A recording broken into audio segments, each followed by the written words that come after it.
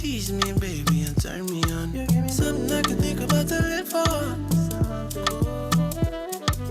Oh, summer breeze.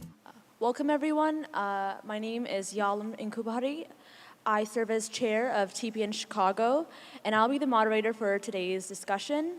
Thank you for joining us. Our panel today is on building bridges inside our Tigrayan community. The objective of the panel today is to ignite solidarity and collaboration, laying the foundation for a stronger, more resilient community. This panel discussion challenges existing divisions and inspires transformative action within the Tigrayan community. Speakers will encourage community relationships by fostering collective empowerment, embracing diverse perspectives, and promoting active engagement. Yesterday, we had the discussions on building bridges outside and with Tigray, and today we'll be focusing on building bridges inside our Tigrayan community. So today we have our speakers, Mebraht Gebre-Michael, Mesfin Reda, and Aziza Mustefa. Mebraht is one of 6 Tegaru professional network founders established in 2018. Mebraht previously served as the TPN national team member, responsible for community programming and chapter development for the TPN network. Mebraht was also instrumental in organizing and executing the inaugural Unauthorized Tigray conference in Denver, Colorado in 2019, and set up processes to ensure the successful execution of subsequent virtual conferences and Unauthorized Tigray 2022 held in Chicago, Illinois. Professionally, Mebraht is a senior sales manager at CSX Transportation based in Atlanta, Georgia. She started with CSX in 2013 and has served in various roles within human resources, operations, and sales and marketing in Jacksonville, Florida, and Atlanta, Georgia. Some of Mebraht's professional accomplishments include serving as chairperson of the CSX African American Inclusion Group, a 2019 fellow for the National African American Women's Leadership Institute, where she established the inaugural summer technology program for the Tigray Community Atlanta, and chair of the NALI Board of Directors. Mebraht is also a proud Delta Sigma Theta Sorority Inc. member, and currently serves with the Tigray Community of Atlanta. As a professional Tigrayan American woman, Mebraht is committed to developing, coaching, and empowering Tigrayans in the diaspora to grow as community members and successfully advance the community. Mesfin Reda founded Segenat Tigrai to introduce kids to coding concepts and Tigrinya. He started teaching about 14 kids during the early year of the pandemic. The program later expanded to over 180 students with 32 volunteer teachers that summer with the help of TPN, where the program ran 3 times a week Tigrinya classes for about 7 weeks. Mesfin has been one of the race directors for Run for Tigray along with Alam Kahsai and Zeru Gebre-Michael. He helped organize 3 5K run walk programs to raise funds for Tigray and Tigray communities in Washington, D.C., Chicago, and Dallas. He has run several marathons, including Chicago, New York, Berlin, and Paris. Mesfin Reda also serves as the TDA DMV area chairman and TDA North America board member from 2019 to 2021. Mesfin's background is in software technology. With a first and a second degree in computer science, he continued to fulfill his love for learning and to satisfy his curiosity with an MBA in finance, consulting, and entrepreneurship from the Robert H. Smith School of Business at the University of Maryland, College Park. Currently, he is a software development manager and senior architect for the federal government. Mesfin Reda is from Maryland. He lives with his wife and 3 boys. He is a veteran in the software industry. He developed, designed, and led several mission-critical applications for small and large organizations for private and government clients. He worked in various industries, and some of his projects have won UN and government awards. Now, Aziza Mustefa was born and raised in Denver, Colorado, and lives in Atlanta, Georgia. She is an avid volunteer in her community. She is the treasurer for the Tigray Communities Forum of North America and volunteers with Tegaru Professionals Network. Since Aziza was in high school, community service has been a value she embodies. Aziza believes in giving back to her community and paying it forward. She enjoys working with the youth and helping build a little Tigray in North America. So now on to the questions. So first, I'd like to address this to Mesfin. How do you encourage collaboration among various Tigrayan groups within your community? Okay, thanks, Yalem. So regarding the collaboration, I think Tigrayan community as a small community and as a small diaspora community, I don't think we have any other option rather than collaborating. And the way we need to collaborate is by keeping the mission and the eye on the ball, what are we trying to achieve? Who are we trying to help? So if we have that vision on site, I think collaborating comes easy. So either we're here or we're supporting to Tigray back home, we just have to keep an eye on the mission. We have, unfortunately, we are people of, have a lot of needs, a lot of problems.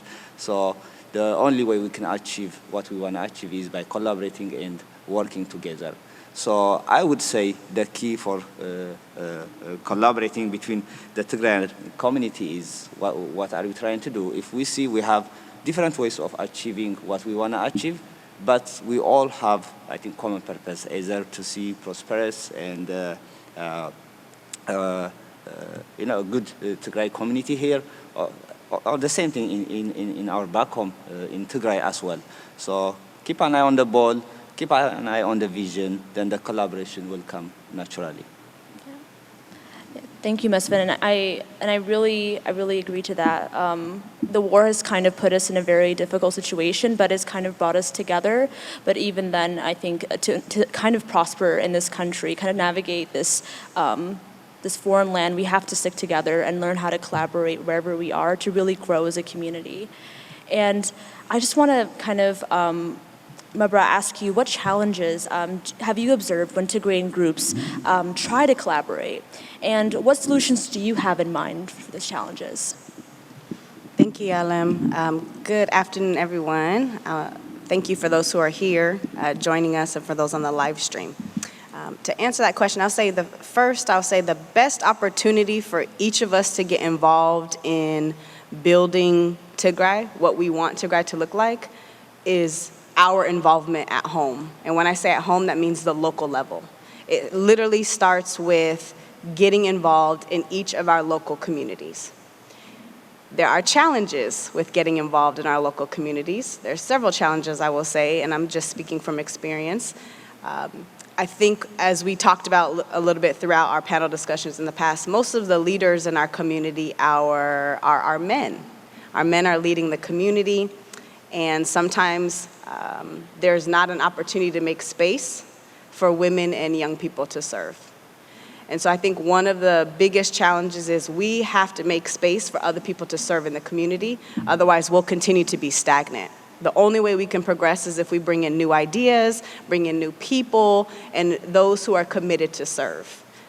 Serving is not easy, I will say. It takes a lot of hard work, and you have to be in it for the right reasons. There are several reasons why people might be involved in the community. Maybe they want the recognition. Maybe they want the power. But at the end of the day, it should be because we are here to advance the Tigray community, and it has to start at home. So just working to collaborate more, like Mesfin said.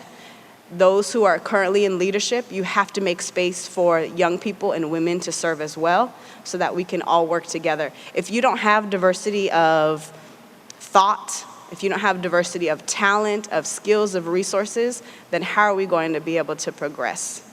So I would say that would probably be one of the biggest challenges is those who are currently leading, please make space for other people to learn. You have to bring other people along so that we could continue to be successful. Yes. I just want to echo what Mebraht said, because I think personally for me, starting out with TPN, I didn't know there was even a space like for youth to actually be involved. I thought that it would only be for the abetis to do, like it's their responsibility kind of thing. But then when I found that TPN existed, I was like, wow, there's a space for me to be here. I can actually contribute, and it's actually really fun to be able to connect with the youth and be part of kind of like leading those programs and kind of contributing to the larger progress of our community in this in the States. So, and I think to kind of go into that point, continue on that, Aziza, how do you think we can empower the youth within our Tigrayan community to actively participate in their community? Can everyone hear me okay? Okay. Yeah, this is a really good question. I think I can answer it in two ways. I think just to piggyback off of what Mebraht said, it starts at home. I think parents should encourage their children to get involved and be leaders. And it starts, my parents are very involved in the community, so I saw them getting involved. It inspired me to get involved. And I have other family members here in North America and in Tigray that are very involved in their community. So I felt empowered within my own home. And then if you're not getting it at home, that's totally fine. You can get it from other Tegarus that you know. So I think it's important to develop one-on-one relationships.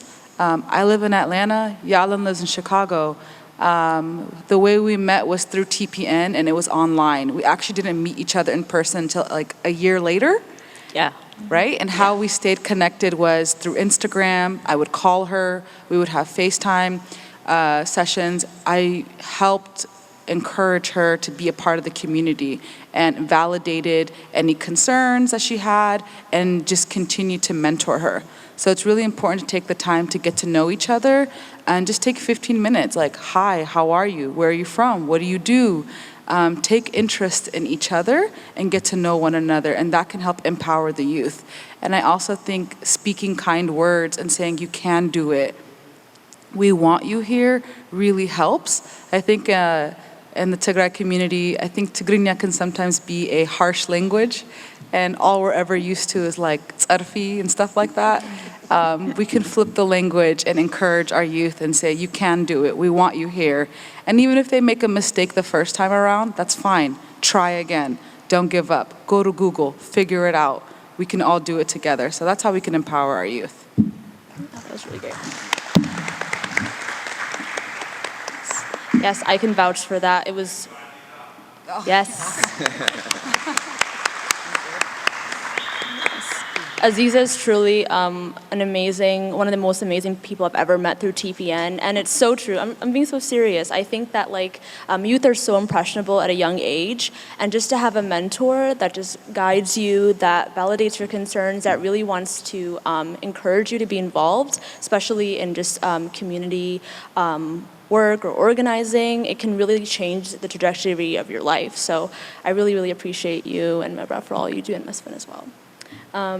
And so, Mesfin, so at the more organizational level, what initiatives have you seen that build connections amongst various organizations and members within the community? Yeah, so the beauty that I see in our communities, as I said earlier, we have to collaborate. We have no other options. So all of the initiatives that we've been working on, if you see, it is not an output of a single organization. Maybe single organization could start the initiative, but ultimately it is done by a lot of them. So take TPN for example. All these events, they are organized by TPN. And I was also mentioning about the Segenat Tigray education. You know, somebody started it, but we end up collaborating with a lot of students across the US. We had, I think, 3 time zones and several classes, 32 volunteers, many of them from TPN. So I have seen that initiative. On the bigger scale, maybe on the financial scale, when COVID came in 2020, so what happened is we want to support Tigray. So we launched this initiative as a TDA. But all the organizations in the US, the diaspora organizations, they were telling their members to raise funds, to collaborate, and to tell them that they need to support. So we were able to raise over $1 million in just 100 days. So that was amazing. And the other really big thing that we worked as Tegaru diaspora is that the Mebraht Fund. So we had Mebraht 1, 2, 3, and actually we have also a fourth one by different names. So we raised tens of millions of dollars.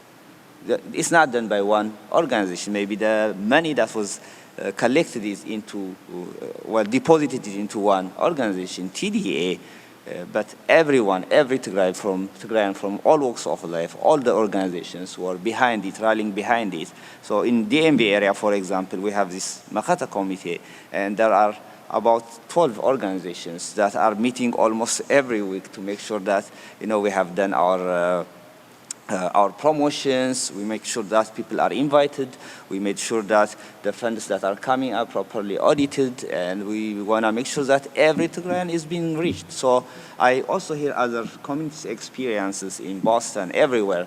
So there are several initiatives that we have been, working on together that to achieve the common goal. So as I said in the first question, if you keep an eye on the vision, if you keep an eye on the goal, I don't think there is nothing we cannot do. So true, so true.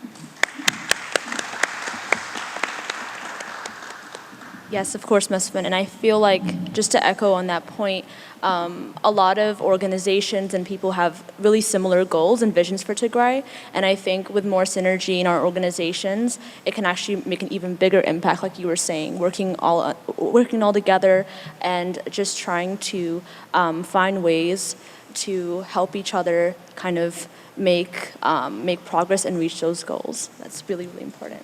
And so kind of going back on youth, and as you were talking about Mebraht, when we're talking about creating spaces for youth in our communities to be involved, what tips do you have to overcome intergenerational challenges in our community? That's a great question. So when we talk about building bridges inside the Tigrayan community, we're meaning amongst ourselves, amongst the women's group, the youth group, the executive board, you name it. So when we look at a community center, all of us Tegaru are very diverse. We represent different talent, backgrounds, skills, resources, whatever. And so if we talk about building bridges, we have to be able to work together. And what I have found, I grew up in Denver, I currently live in Atlanta. Most of you who are here, you're already serving the community. I know Denver is representative, Chicago's here, Boston's here, Tri-State's here. I'm talking to ourselves. We're the ones who are already doing the work. And I'm hoping those on the live stream are tuning in because we need more people. We need more people to help. We need more people to step up and serve. And with that, you've got to be in it for the right reasons. You've got to be willing to put in the work, the long hours. There have been many times that I wanted to give up in serving and working with our community because of different challenges. I don't know why, and I'm just gonna share my heart with you guys. I don't know why we like to fight amongst each other. I don't know why we like to take away from the big picture of working with each other. I don't know why we find ways to insert our personal biases with one another into the group of the community. Like, we're here to do community work. So if you have a problem with somebody one-on-one, that has no place in our community. We've got to figure out how to get beyond those individual issues so that we can focus on the big picture, because there's too much at stake. And I think if anything we've learned in these past couple years is we are literally all we've got. So we've got to put our differences aside. We've got to figure out ways to work together. And it starts with us on an individual basis. Something that I always share, 3 words that I always think about when I tackle anything is, I am responsible. A lot of times we always like to point the finger at so-and-so doing this or this organization doing that. But if we just take a little bit of responsibility and say, I am responsible, I am willing to do X, Y, Z so that I can help my Denver community, my Atlanta community, my Columbus, Boston community. If we take that focus on who we are and what we can contribute, whether that's a positive or negative way, I think that continues to spread. And then we all get to take responsibility for our own thoughts, our own actions, and encourage everyone else to come along with the same vision. When we're so focused on thinking about what this group is doing or what this group is not doing, it creates further division. But if we think about it in a way of, this group looks like they may need some help, what can I do to support them? What can I do to step up and serve? That allows us to have a more open community to serve in with less conflict, right? With the ability to talk about certain things, to be open to working together. Mesfin talked about collaboration. Aziza talked about just some challenges with bringing in the youth in. We have to be willing to talk about these issues that divide us and find ways to focus on the things that bring us together. And if we don't do that, we're going to continue to lose people in the community. Over the years, I've seen so many individuals who have stepped up and said, I want to serve, I have ideas, I want to share, and there's others in the community who may push them away for whatever reason. So if you are serving in your community now, I ask you guys to please bring other people along with you. If you see somebody who's trying to create conflict or, prevent somebody from doing a great idea, just take a moment to talk with them one-on-one and say, hey, let's listen to these other ideas that people are trying to bring into the community. Let's find a way to collaborate together, because that's the only way we're going to be able to continue to overcome these challenges, from the youngest community member to the oldest community member.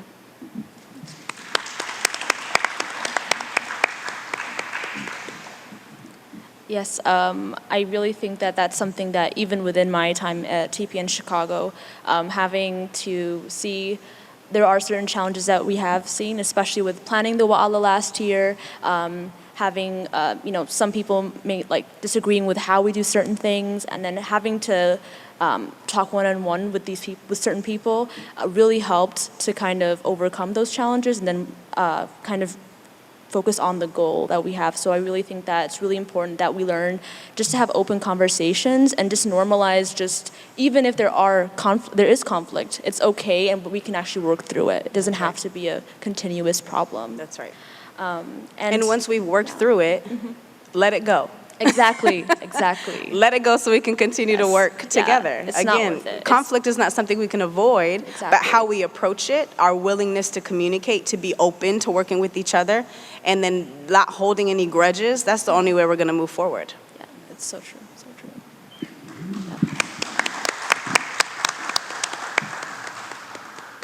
And so, Aziza, I know that we touched on there's so many things that we can learn. The panel yesterday with talking about building bridges outside of our community kind of touched on this as well. But what lessons do you think we can learn from the efforts of other communities for our community? Yeah, that's a really good question. I think the biggest lesson we can learn from other communities is grant writing. I think if we really focus on how to apply for grants through the U.S. government and even the Canadian government, there is money out there, and I think it's so important to really get into the American system. Our pockets are tired, and I really feel bad asking for money over and over from the same people. And we have access to our families right now in Tigray. This is what we wanted the last 2 years. They need us right now, so our dollar can only stretch so far. So I think the next step is, and for those of you watching on Facebook, I know people are shy, they don't want to be out in public, that's fine. Get your laptop, go to Google, type in some grants, let's start applying. If we don't get it this year, that's fine. Let's reach out and find out why we didn't get it and make our application better and apply next year. But there is money out there. We're doing good work in our community. We've documented things. People show up.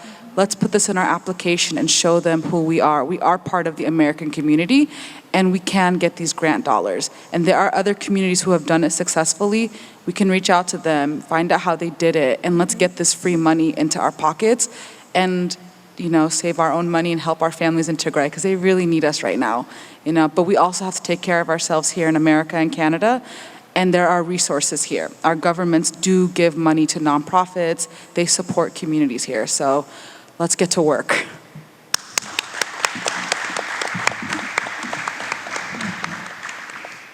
Yes, thank you, Aziza. And I know that we spoke about this before, but I'm sure all of you have heard, a lot of people in our community are like, I don't have enough money to give again for donations. It's too expensive. The economy is bad right now. I have family back home. All of these competing priorities, it makes it really challenging to help. But I think that if we reach out, there's so many people outside of our community who do want to help, who'd love to support us because they have the same vision as us. So I think that kind of working on grant writing and reaching out for external sources of funding would really help continue to elevate our community and also just help with sustaining all of our programs and our efforts. So Yalem, if Yes, I can add something on that one. Yes. I think what we're doing every time is we are asking the same people to donate money, right? Yes. So grants are good. You need to write very good grants, very good proposals so that you can get something, right? So the additional thing that I see is we need to invest in here in the US. So if you're communities need to buy buildings not only to assemble themselves, but they can also generate revenues. So the next Wa'ala event, it should be free.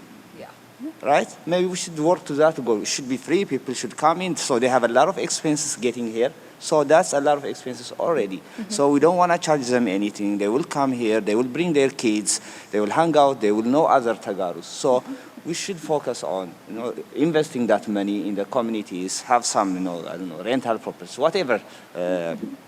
Innovative ideas that we're going to come up with, but we need to learn investing. Look at the Korean and Jewish community, how thriving they are.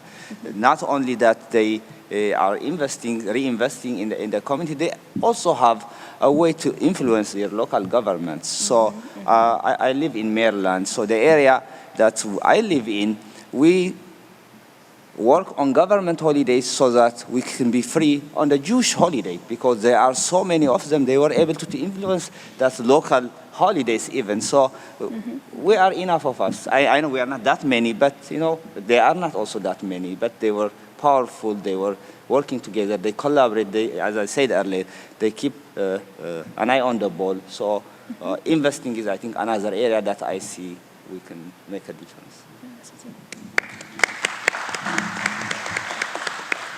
Thank you, Mesfin. And I know that part of TPN, like one of the parts of it is also civic and social engagement, and that's something that we try to work on with trying to encourage youth to participate in local politics, to get engaged, and because that is so true. Like there are so many ways. There is enough of us to be influential in government, and the more we invest in ourselves, the more we grow. And so many other communities have done it, so why can't we? And I think that's something that we should definitely focus on for the future too. And Mesfin, to carry on with that, in terms of what we were mentioning earlier with kind of bridging the divisions and having diversity in thought, how can we create inclusive spaces that encourage dialogue among diverse perspectives within our community? So there is one thing that generals can, repeatedly say, Tagarus we have big advantage. We are a harmonious society. And that's true. I do not disagree with that. However, Tegaru, if you see our demography here, we have people who came through Sudan long time ago. We have people who came DV. We have people who came educated and already working here. So our background is different, where we grow up, our educational background, and our values also change. We have different values. Even though we are a harmonious society, even though we are all working toward this Tigray, keeping that eye on the ball. However, we came from different backgrounds, so we are not supposed to be on the same page on everything all the time. So sometimes it's okay to disagree, and disagreeing doesn't mean we have to fight. And I also see this packaging. Okay, if I talk about Mebraht, if somebody asks me about Mebraht, Mebraht is someone who has a lot of positive things, strengths, but as a human, she has also shortcomings. So when people ask me about Mebraht, I don't need to pick that shortcomings. Oh, Mebraht is this. Maybe, I have to tell Mebraht as it is. But I have, certain things that you need to be careful of. That's okay to mention. But we have to be positive. Disagreement is okay. There are diversity of ideas. We need to embrace them. And we do not need to be afraid of diversity of ideas. Sometimes what I see is no, we have to take that topic out. We have to get it out and discuss properly, and we will agree at one point. We shouldn't be like مشفافا in Tigrinya. We should talk about everything that we need to talk, and it is okay to disagree on a lot of stuff even. But that common goal, that Venn diagram, we have to find that overlap, and we will be strong on that overlap. We don't have to have 100% congruency. So I would say we should embrace diversity. Division is okay. Disagreement is. Push to find a solution. So consistent effort, I think, brings about great results. I have served in various organizations, communities, leadership roles for many, many, many years. And I told myself, these same skills that I'm giving to all these organizations, I can give it to my own people. So let me get into the Tigray community, let me get active, let me support.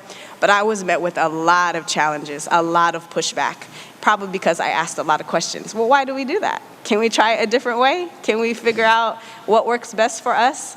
And I just kept pushing and asking questions and tried to get to the root cause of, maybe it's a lack of understanding. Maybe it's a lack of willingness to try something new, because when you get comfortable doing the same thing over and over again, it's very difficult to change. But if we're willing to do that together, we make so much progress, little by little. And so I've just learned to try to be consistent in what I'm asking for.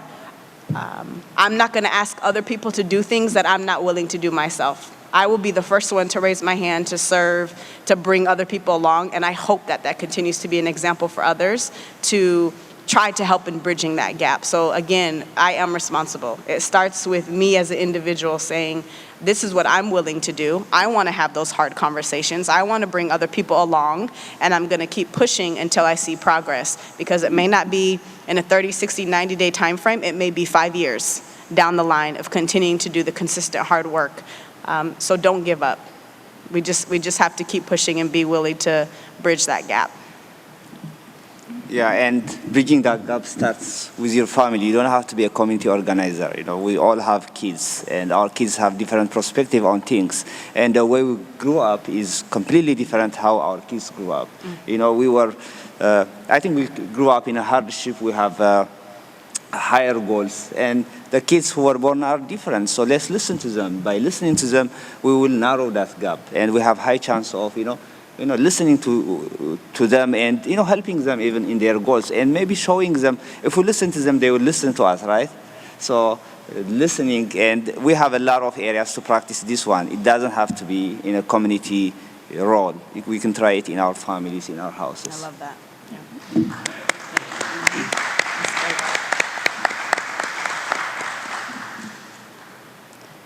Any audience questions? Feel free, it could be any question. Ooh, Hassan, that's a great question. So Hassan's question was, how do we change the course of the things that we're doing? So for example, this is a wonderful panel discussion. Everyone knows the schedule during the day Saturday, during the day Sunday, during the Friday. But this room is maybe 1/10 full. There's not many people here. So the question is, what can we do to make sure that we're, bringing community members here to have these important conversations? Because to your point, you all know this. We're the ones working. We know what's going on in our communities, but the ones who are not here probably need to hear these conversations. I ask this question every day to myself. I don't know what else we need to do. Sometimes we want to continue to push and get creative and find different events to accommodate everybody. But sometimes I think we just have to take a step back and meet our people where we are. Maybe they don't have the ability to get up in the morning to meet for sessions. So maybe we have to adjust our schedule to meet later in the afternoon, just thinking logistically. Maybe that's something we have to do to bring more people in. Maybe we need to put less emphasis on the evening activities and more emphasis on the daytime activities to bring people in. I really don't know what the right answer is. I'm open to talk about it and try to meet with so many different people to figure out what do we need to do differently. This is the 3rd in-person conference, 5th annual, if you take the 2 years where we did it virtual. Every year I feel like we're getting better and better, but there's still that missing gap of why are we not showing up for these important conversations? Because one-on-one in our households, we talk about this. What do we need to do to help our people? What do we need to do to help Tigray? But then when there's a platform for all of us to come together to talk about it, we don't show up. So I don't know what the answer is. I think as organizers, we're always thinking about what else can we do better? Is there ways that we can improve? Do we need to look at it a different way? And maybe we have to continue analyzing it in that way. And then sometimes at the end of the day, it's just the will of the people. Maybe people don't really want to be here. Maybe they say they care about these conversations, but they don't. And then that's a challenge that we have to think about. So are we forcing an agenda on people to care about their community, to care about Tigray? I'm not sure. It's a question that's on my mind every year. looking out here and I see all of your beautiful faces, but it's very few. And I just hope that more and more people catch the vision, because that's what we're here to do. We're not here to waste anybody's time. We're here to support each other and grow and learn from one another. Otherwise, our community will perish. And we've got to figure out a way to combat that. I don't know if you all, I don't know what the answer is. Well, can I add something to that? So I see the promotions that are coming about any events. And what I see is we love our singers, but I see the music part standing out of everything that we do. So we make it look like this is an event to come together and sing. Okay, then why would I come during the daytime? I am coming here for the concert. So the concert is so oversold out of that event, then people come to the event. So Yalem and I were organizing this race, 5K race. So it is just to promote health, to encourage conversation while you're walking and jogging, right? So people were saying, no, there is this after-hour party, there is this evening dance, who's gonna wake up at 10 a.m.? You can't wake up at 10 a.m. Yeah, I understand, because your priority is somewhere else. If your priority is not maybe necessarily health, that conversation. So then I was thinking about that one recently. Maybe we should just shy away from the music part, and our main focus should be the daytime events. Maybe even for 1 year or so, let's experiment with not having this big event music, or the music should be in the daytime as part of that. Let's say if you have a stadium-like setting, you have booths, you have small rooms for conversation, then you take a 30-minute break and there is a music. I don't know. But I see all the Tigrayan festivals, events, music is the one that stands out. You have Segenat, and it's about the maritals, the people who has paid their life, and the music is the one that stands out. Why? We should be celebrating their life and thanking their services. Music is a part of Tigrayan culture. I'm not trying to discourage that. So through music we express ourselves in different ways. But we should, I think the evening events are very disruptive, and I see people are focusing on, so we need to reshuffle the schedule, the program. Yeah. Sure.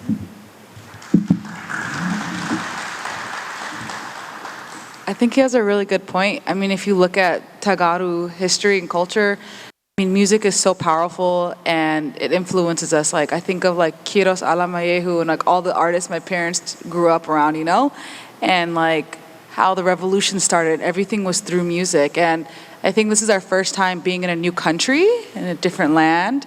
This is new to our community, so we might need a cultural shift and change some of our priorities. We've been here since, the 1980s and 90s, so it's been about 40 years. And this is all we've been used to. And I think this is the first time, your kids have grown up, we're grown up, Mebraht and I grew up, And, now we're adults and we're thinking, we live here in America, how can we improve our community? We're all professionals, we live in this country, and so we're trying to create something new. It's gonna take time.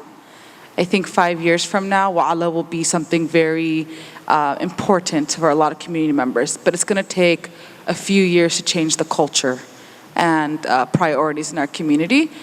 So let's just give it time. I think it's coming. This is new for us, and we'll get there because our culture has been surrounded by music, and that's how you get people. That's how you get them motivated and come. But we'll get there one day, I think.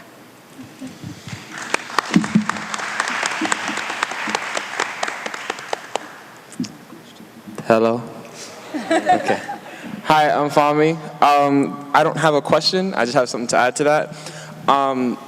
I do think there is a lot of marketing towards the evening events like we're all used to, which is not necessarily a bad thing. It's totally fine. But I think the best way to get people to the talks that need to be had, it's kind of difficult because you shouldn't incentivize people to come to these type of discussions because we need these and we should have these all the time. But in order to get people into the door, there needs to be some sort of incentive just to see what they're missing out on. I don't know what that incentive is. Because evening events, there's incentives. It's a ticket people are not going to waste their money and then pay for a ticket and then not come. Same thing with the after-hour events. There's a lot of promotion. That's all you see. You see the videos and everything. So this is kind of the, I don't want to say it's extra, but they know it's there. But because there's not a reason for them to come, even though it's necessary, it's needed. We need these talks. Everyone needs to be here. The same way we're filled at night to the back is the same thing that everyone needs to be here. So I would say maybe for next year, look for some sort of an incentive. I don't know what that is. Something that could be talked about, because I plan on being in TPN. I plan on being in those conversations going forward. But year one, it's not year one, but at the same time, in order to have something continuously grow and grow and grow, somebody needs to get people in the door. And we are the ones that are here. We're the ones that understand how necessary this is. It should always be like that. It should be greater. I don't know if it's a ticket thing. I don't know if it's incentivizing people with some sort of small gift, maybe a raffle, something. But those are talks that can be had and discussed going forward. But incentives always get people in the door. I will say that. So, yeah. Thank you, Fahmi. That's great feedback. Thank you.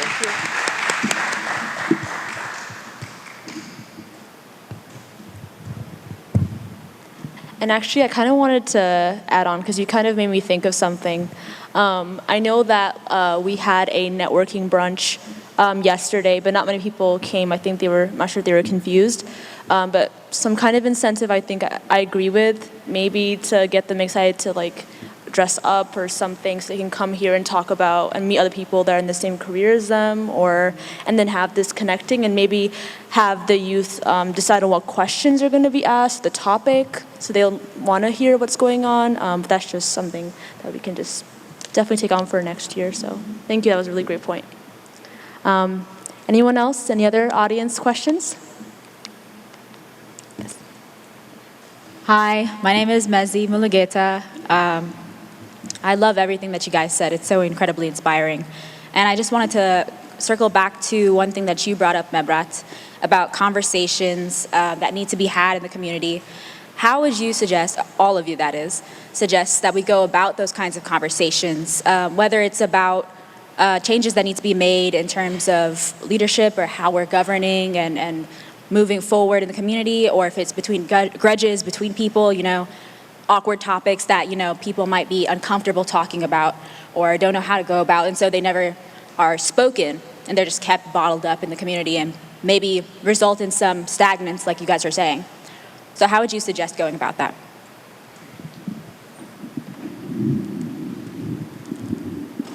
I'll start with that. That's a great question. Thank you, Mezi.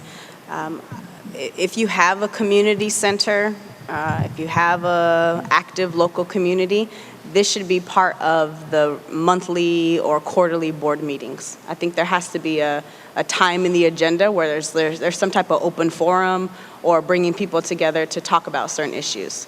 If these are topics that we're feeling resistance from the board leadership in hosting, then maybe we have to take it upon ourselves to have monthly talks at a coffee shop or over a hike to talk about some of these topics in a more informal setting, and then working to bring that together to whoever the leadership team is, or the governing body, to ensure that the conversations get bigger and bigger in terms of audience and attendance.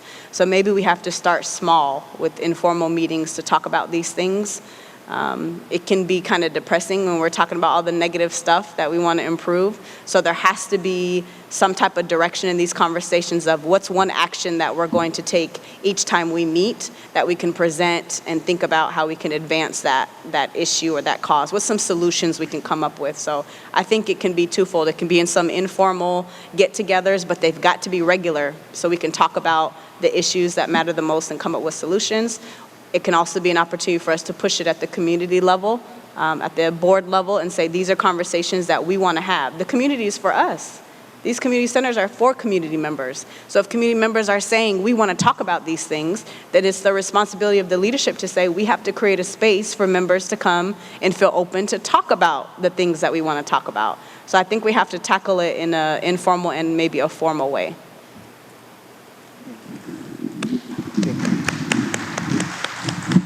So I can add to that, Mazakar.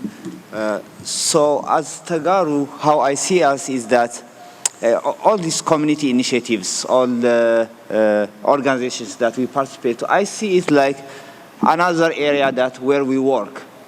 I don't think we know each other as individuals. So we gather to solve certain problem or to raise funds or to whatever, right? Then we don't know at a personal level.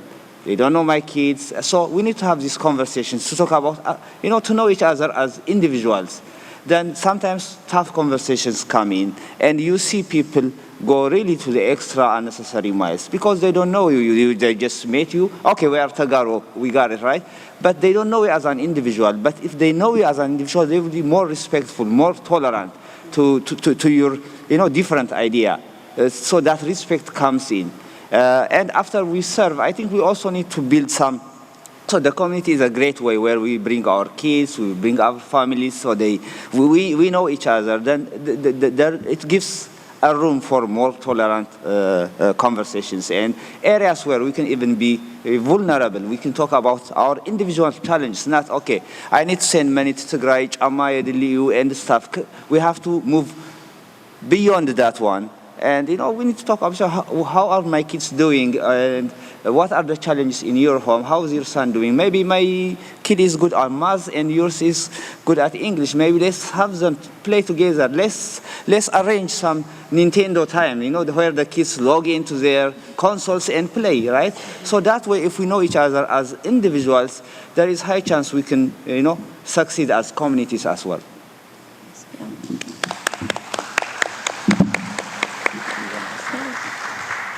Yeah, I just want to echo again what Mesfin and Mebraht were talking about. I know for a fact, after the Wa'ala 2023 in Chicago, we were not that connected as youth in Chicago. We didn't know each other. But once I became more personal as chair, I was talking to everyone. I asked them how they are, what they were doing, their hobbies.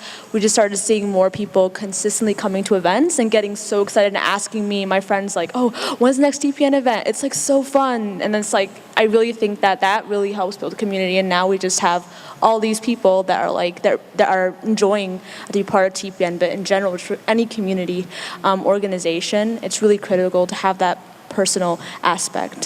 So thank you for that. Any other audience questions? Yes, oh, come up, stage. Hello. Okay, you're doing a wonderful job. My English, they will be poor.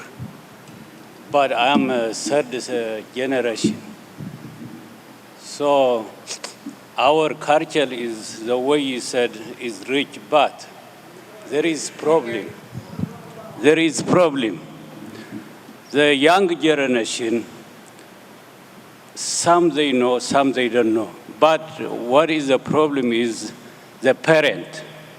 They never tell them, they never teach them. If you look at the Asian, the Middle East, little baby, they can't talk their language. They can do everything wherever they want for their country.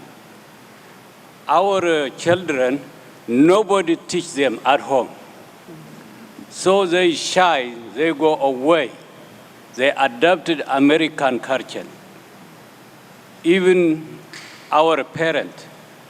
So that's the problem, because if they have a bent about Tegaru or Tigray, why the people, they don't come? Even they are coming here from Atlanta, Chicago, anywhere, still they are in their hotel. What's the reason? Why do they come? If they come, why they support wherever they have the event? So my generation, long time ago, even one night, if they don't see him, they will find out. But here, even they don't say hi each other.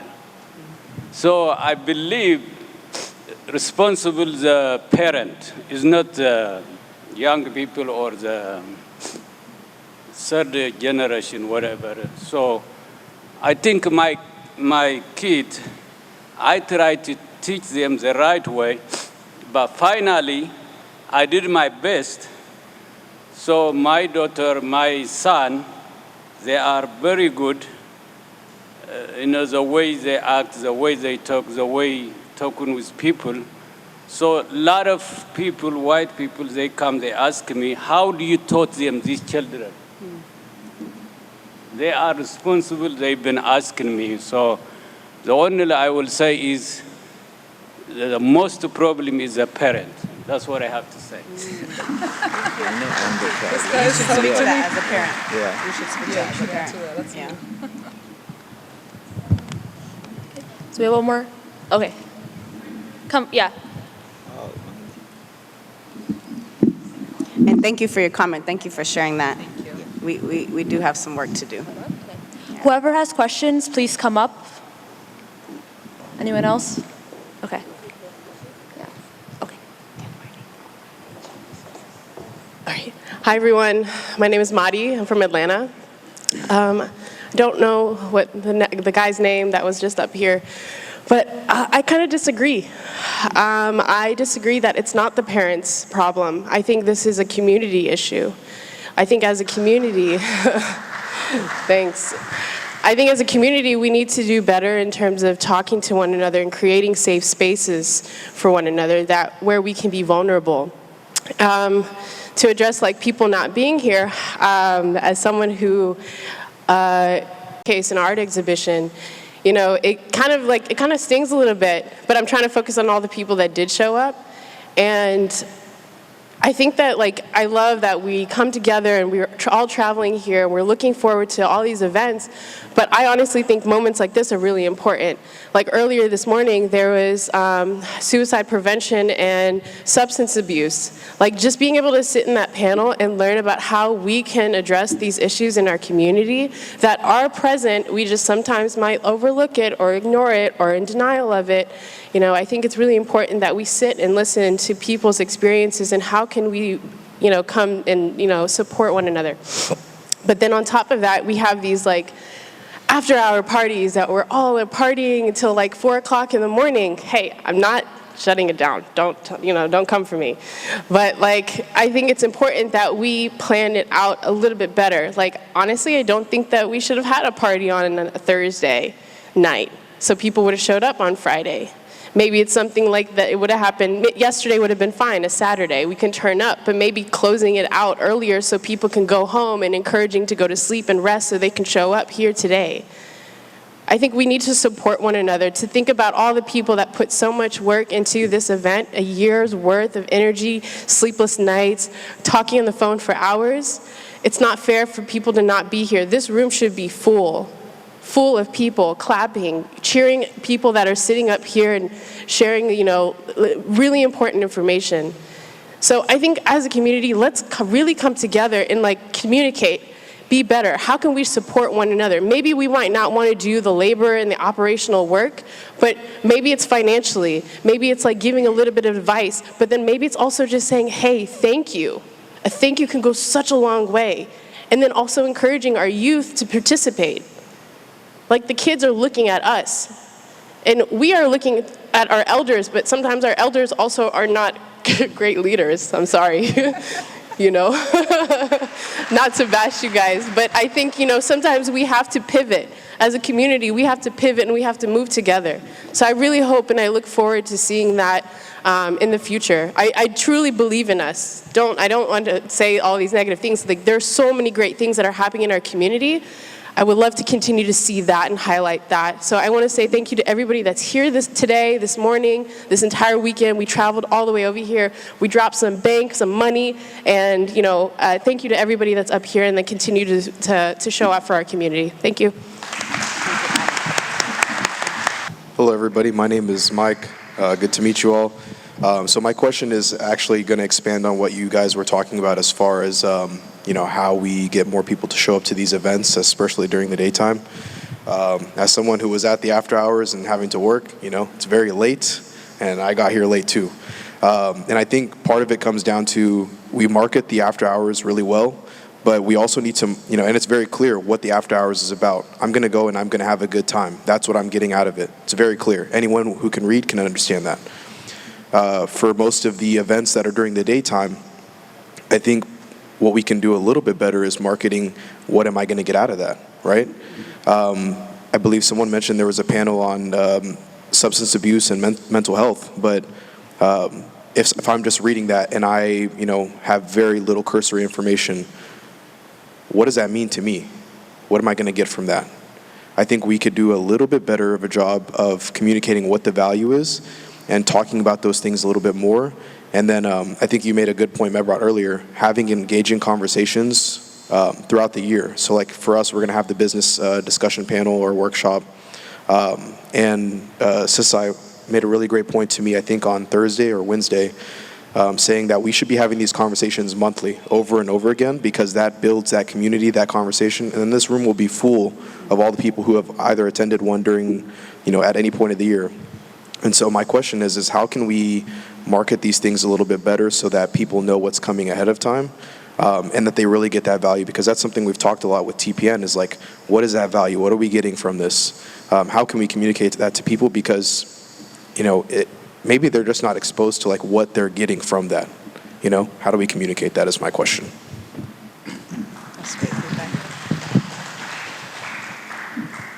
I was just going to say, all great questions, all great feedback for us to think about, and all very valid. This is the point of having these conversations, right? It's not a disagreement. It's for us to talk about different ways for us to look at different perspectives. I do agree that it does start at home.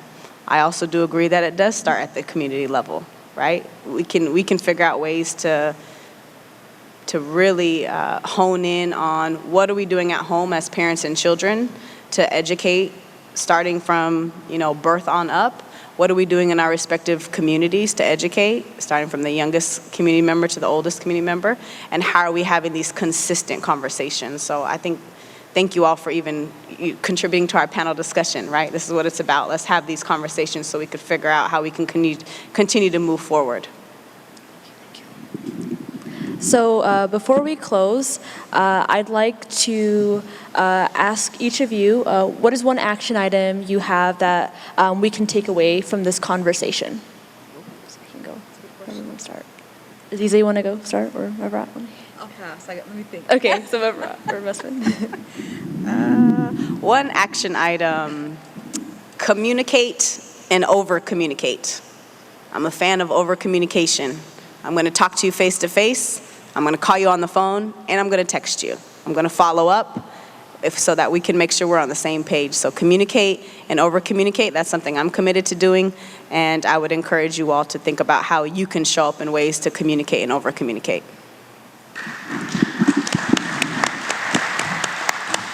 So I would say whoever is going to host the next Wa'ala, I hope they start thinking now and disrupt the flow and come up with something really unique that blows our mind. It doesn't have to follow the traditional format, like Aziza was saying, from the 1980 something. We were doing this, we were doing music and stuff. Let's try it. Let's experiment. We may lose some money. Let's not afraid to fail. Let's fail. It's okay. Let's learn, because we are not succeeding. We are not going the way we want to go. So it's okay to trip back and to rethink it. So I hope they involve a lot of people to come up with completely different idea. So that's what I... Thank you, Mesfin.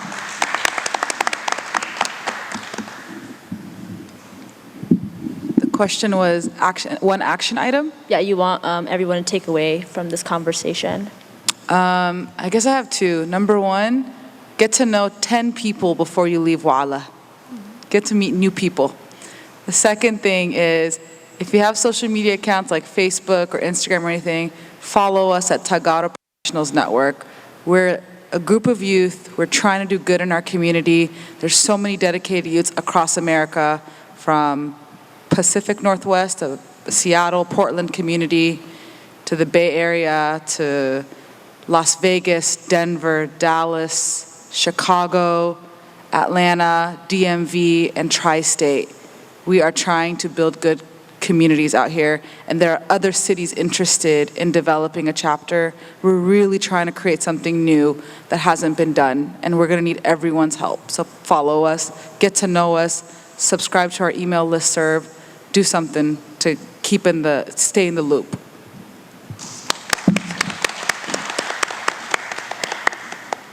So I just want to say thank you to our guest speakers. Oh, okay, yeah.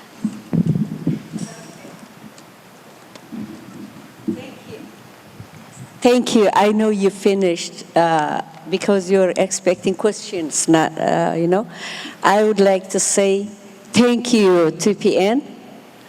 The reason why I said today, yesterday I was like, everything, every day, whatever they do, they're doing a lot for us, especially for us. Everything is new. I mean, we're changing. It's kind of cultural revolution. So what I like about what you were saying is it makes me full of hope because we're going to change this culture. We have good culture and also like what we're doing right now, not a good one. So we're going to change that. I like that hope. We're going to get there. Aziza, thank you so much. That's what I like about this. We're hoping that we're going to change ourselves. We're looking at ourselves, and we're going to change that. This is a big thing for us. Thank you so much. I like the positive thinking, everything. If you think positive, you can change the world. So I really appreciate it. Thank you, Mama.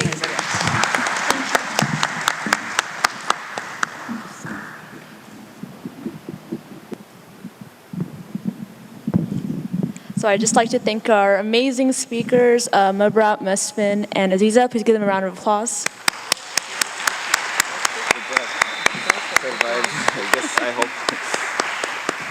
I encourage all of you to stay connected. If you know in your community anyone that wants to start a TPN chapter and does not exist, like Aziza was saying, follow Tigray PN or reach out to anyone of them or anyone that they know, and we can get that going. We really want to mobilize our youth to get involved, to get passionate about our community so we can grow. So thank you all of you for joining us as well for this conversation.